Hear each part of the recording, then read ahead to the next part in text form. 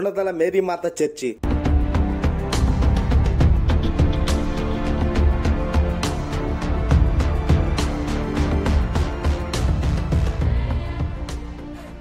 దక్షిణ భారతంలో అతి గొప్ప పుణ్యక్షేత్రాలలో ఒకటి మరియు రెండవ అతిపెద్ద చర్చి ఈ గుణదల మేరీమాత చర్చి.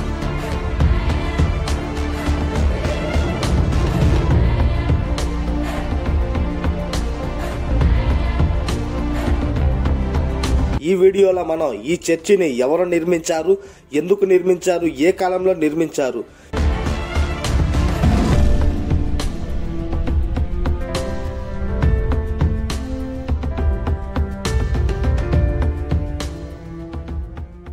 చర్చిని నిర్మించడానికి దాదాపు 20 సంవత్సరాల పైనే ఎందుకు సమయం పట్టింది,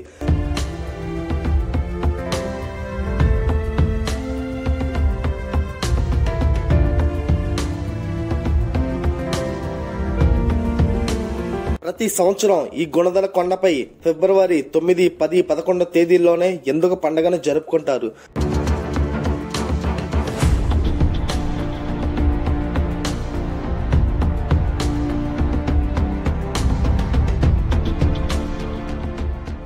ఫ్రాన్స్ దేశంలోని లూర్దు నగర శివారులో కొండ గుహలో ఉన్న మేరీమాత విగ్రహానికి విజయవాడ గుణదల కొండపై ఉన్న మేరీమాత విగ్రహానికి ఉన్న సంబంధం ఏమిటి?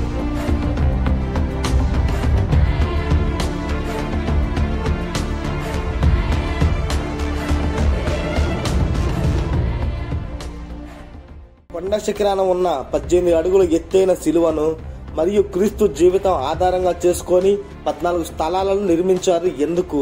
ఇలాంటి విషయాలను మనం ఈ వీడియోలో తెలుసుకుందాం.